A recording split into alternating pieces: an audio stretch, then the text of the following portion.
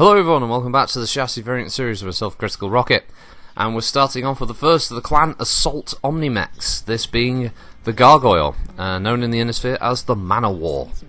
It's a pretty fast 80-tonner. I believe it's the only 80-tonner that the clans have available to them currently in MechWarrior Online, and it has a very strong emphasis on speed over firepower. This can be seen in the Prime variant, which comes with a very limited loadout in terms of MechWarrior Online, with its 2 SRM6, ER Small, and 2 LB5. And yeah, I think for that reason it wasn't the most popular mech for the clan side of things. It wasn't one of the original clan mechs to arrive in the game. It was a mech that was added, I believe, in Wave 2, if I remember correctly, alongside the likes of the Hellbringer and the Vulture and I think the Mislinks. So it had an interesting little background going out. And it's always been one of the ones I like to play, just because it's such an underdog compared to its fellow clan counterpart assaults. The major downside of the mech is that it has a strong emphasis on its arm-mounted weapons. There are very few versions of the Gargoyle that come with any kind of torso-mounted weaponry.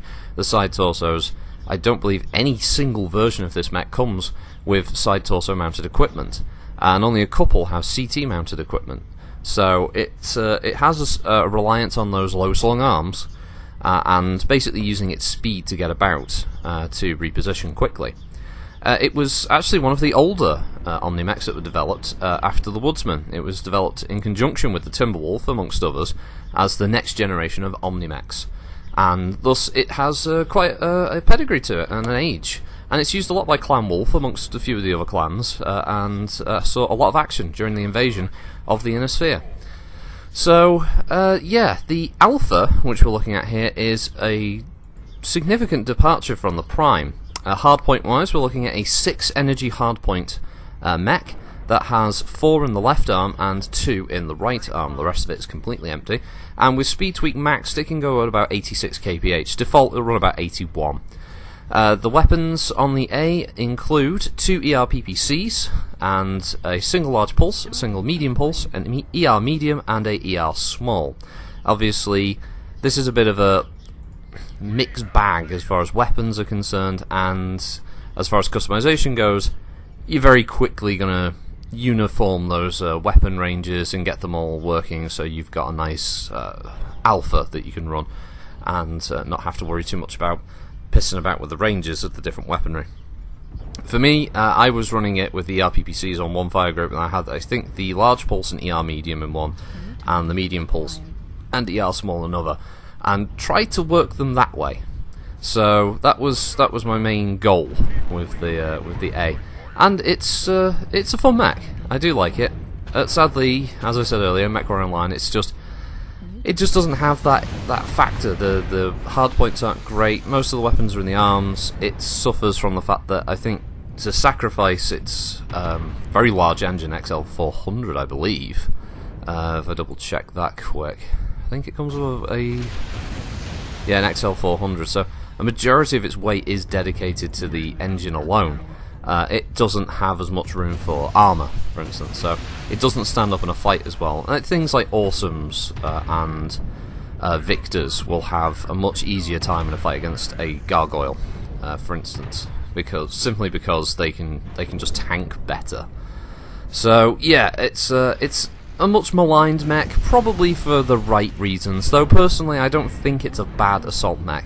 The idea of having a fast assault is very reminiscent of the Charger, which is another mech that sadly isn't in MechWarrior Online, but in the Innisphere terms of things, the Charger was I believe it was an 80-tonner that could run at a rather good pace, but the downside was it carried 6 small lasers, so it was a very badly thought out idea of having a scout omni-mech, literally.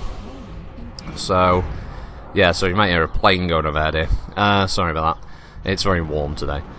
So yeah, it's a reminiscent of the Charger in that regard, as it's a very weakly armed assault mech, but it can go quick. And I don't think the Man-O-War was ever used for scout purposes, so I'm not quite sure what the thinking was with the clan side of things. I guess it was just the ability for it to quickly reposition and maybe bear down on targets that didn't think an assault mech could get that close that fast. I know. It works, obviously a lot of these things work better on the tabletop than they do in the realms of MechWarrior Online, so yeah, it's an interesting one. Obviously the 6 energy hardpoints is a bit of a redeeming factor here for the alpha configuration, allowing it to take a whole range of different weapons. Obviously with the heavy lasers now being available for the clans, you might find that there's like a 6 heavy medium build or a 6 heavy small build might actually work quite well in chain fire or in small groups firing. One of the other problems this thing has got is that heat is a bit of an issue, although it does have a fair amount of heat sinks that allows it to dissipate a lot of that heat.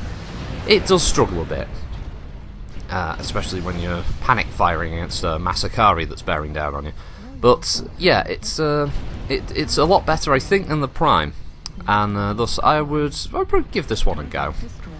It's a big ask, I admit. It's a very big expense in the old C-build department for any clan mech, and the assault mechs even more so. So it's something that I'd only say have a look at it if you've got the spare cash lying around. If there's nothing else that that you're playing and you want to try something different, this mech could be an interesting challenge for you, let's say.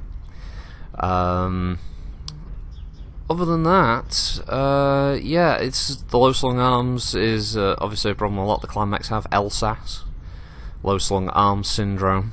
I want to get that to be a term. I want that to be a term now. LSAS. But yeah, obviously this is the new Solaris map, which I think is a great demonstration for a Gargoyle, and it's a quick moving ability allowing it to get around those buildings and also be able to make best use of the cover they provide. So yeah, some maps will work better for this mech than others. Maps with long sight lines like Tourmaline, they can work out well in its favour as well with those ERPPCs. But I mean, for customization's sake, this is one of those maps that probably works best for it. This map, Mining Collective, certain sections of things like River City and the such, they'll all work out quite well.